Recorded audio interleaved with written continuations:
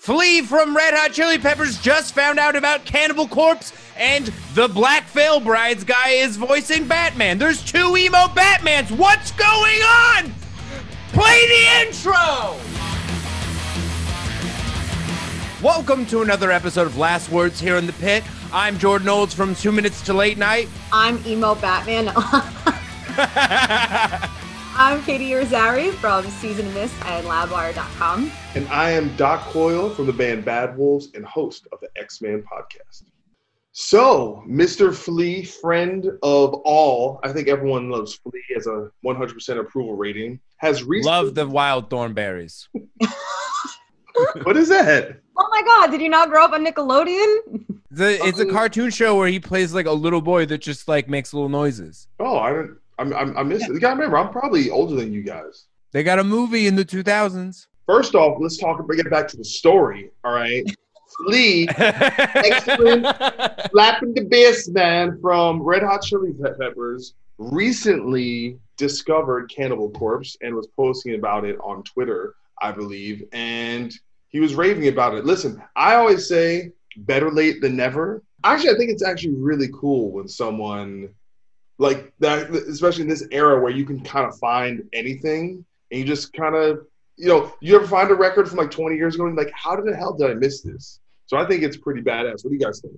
Yeah, I mean, I find it hard to believe that Flea has never at least heard of Cannibal Corpse, because I just feel as a touring band, a band that's been on the festival circuit, other musicians, there's going to be crossover. You're going to hear the name. They're definitely, as far as death metal goes, among like the top tier, more better known bands.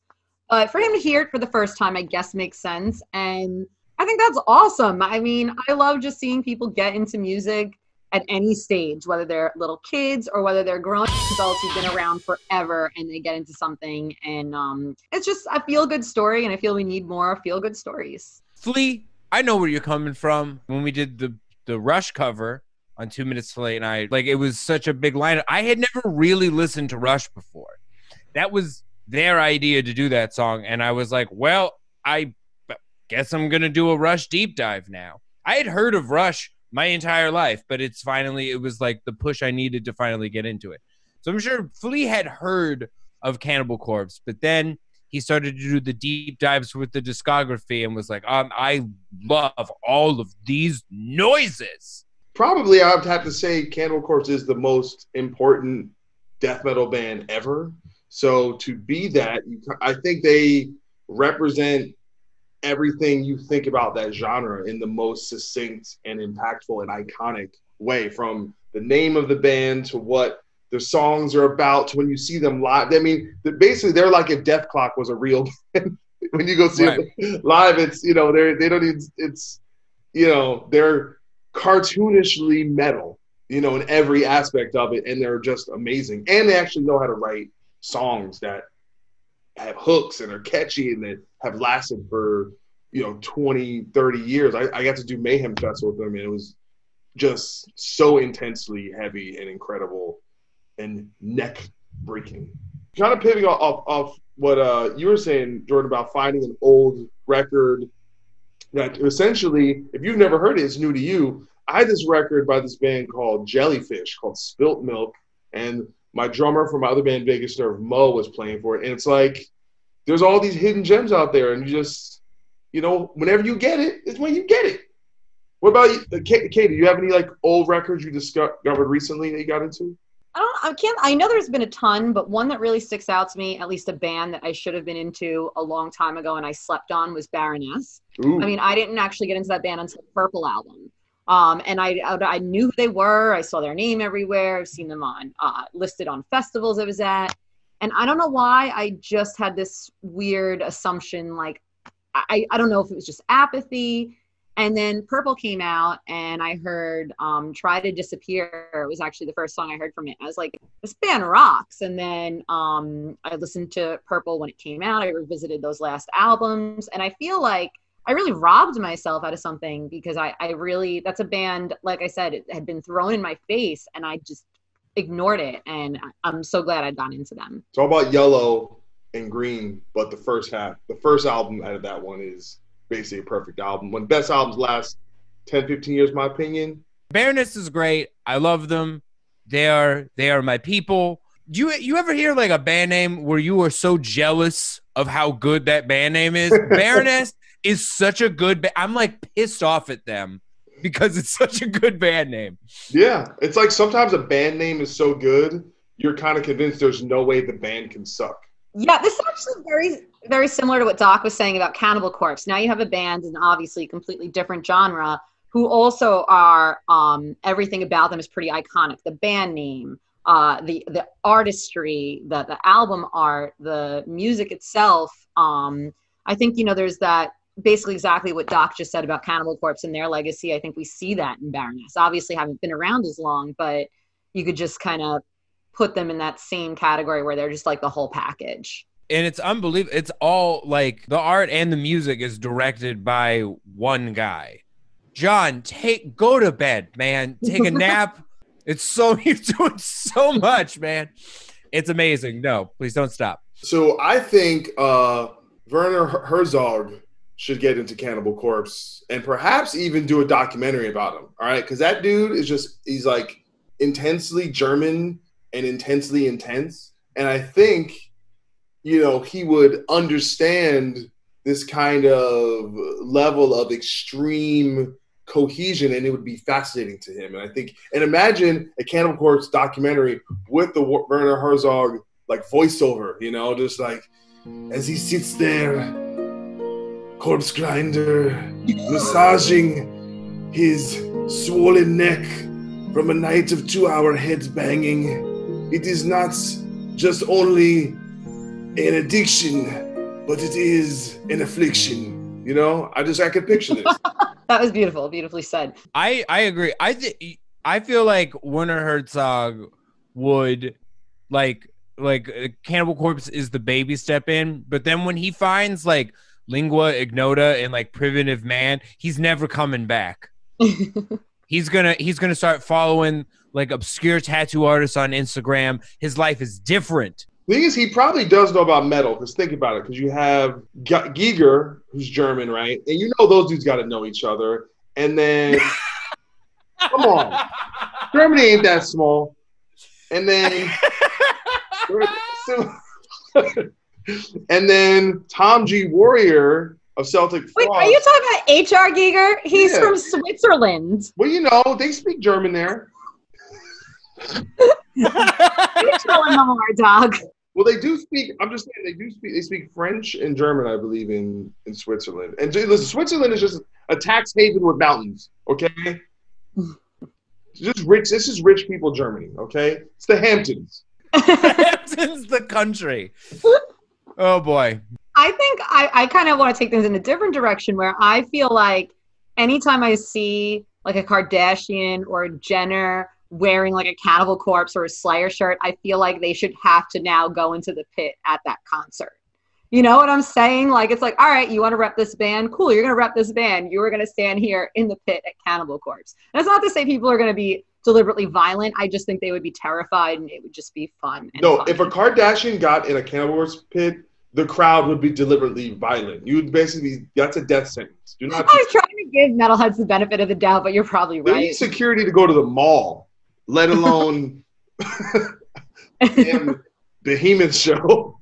No security in the Cannibal Corpse pit. I'll see you there, Kylie Jenner. That's the Werner Herzog documentary. A Kardashian goes in the pit, and then you just see Werner Herzog watching the footage.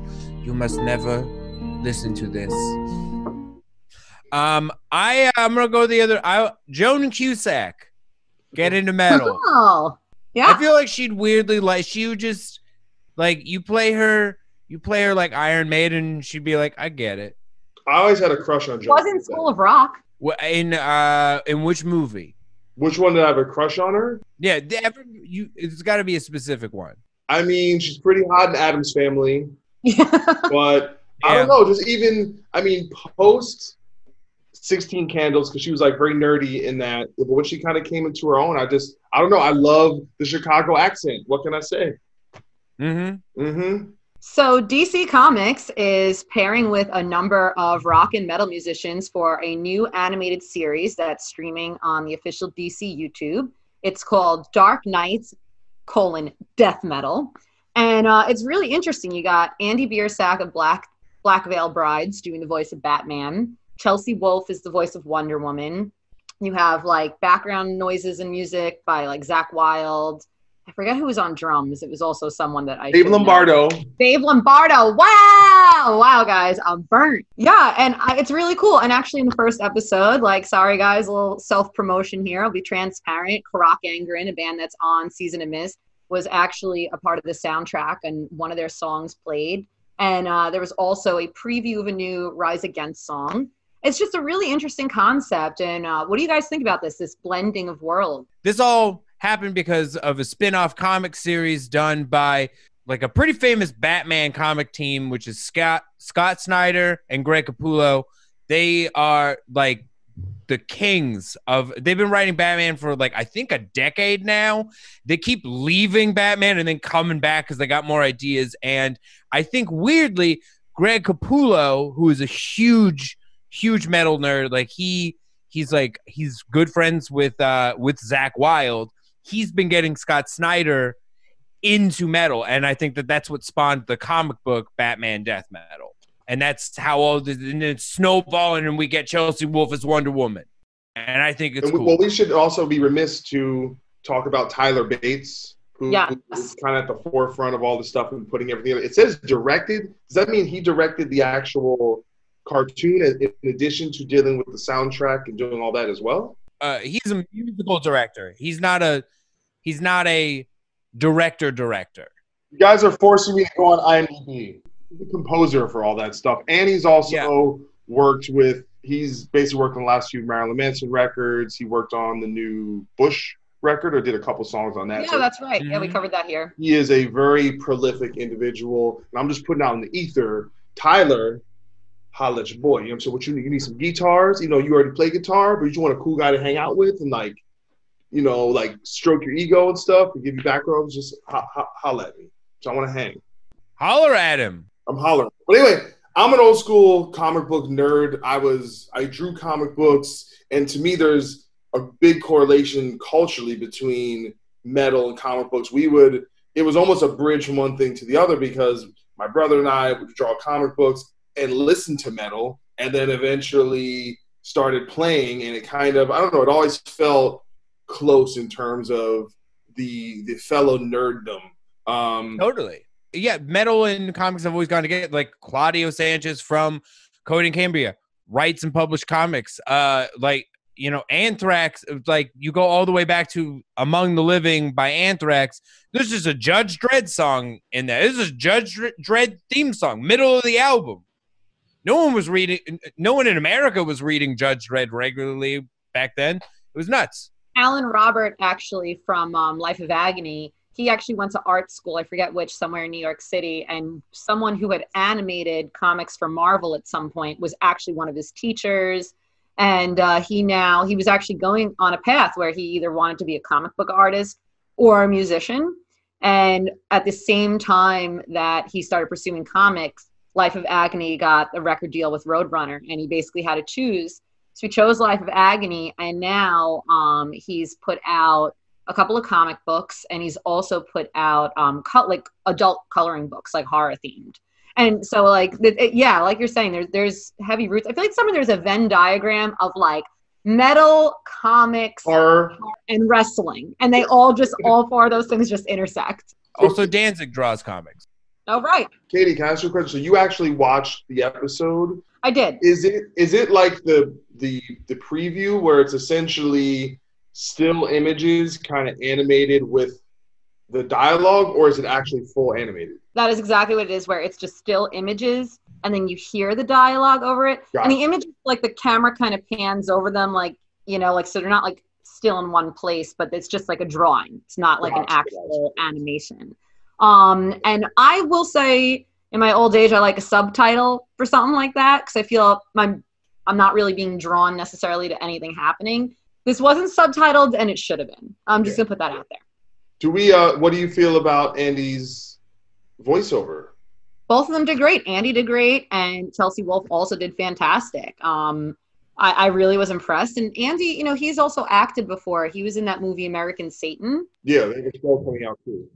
Yeah, and from what I've heard, there's that new channel is launching with the guy from Sumerian Records, and yeah, all these people are involved in this project. And one of the shows they're going to have, which is going to be streaming, is going to, I think, be a spin-off show of American Satan starring Andy Biersack, you know, kind of reprising his role. So it looks like it's called Paradise City. That's right, Paradise City. Yes.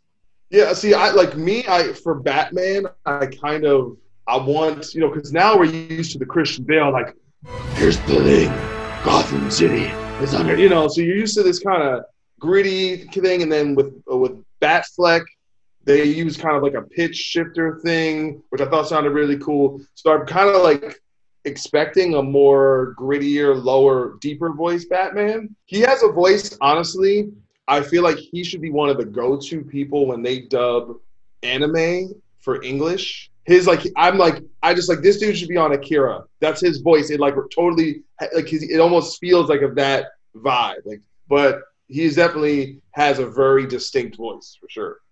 Hire him for Batmanime. Batmanime. There we go. That does it for us here at Last Words on the Pit. Doc, where can the people find you?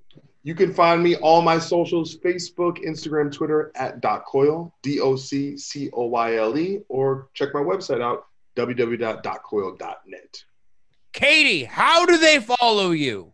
You can follow me on Twitter and Instagram at Merciful Kate. Follow me at 2 Minutes to Late Night on Instagram, at 2M2LN on Twitter. Please follow The Pit at We Are The Pit on all of the social medias. Check out our podcast. We have a podcast. It's on all podcasting platforms. It's got even hotter takes than the one we discussed on this short video. It's also an hour long. It's unedited. It's really fun. Check it out. We're here every Thursday talking about guitars. Bye-bye.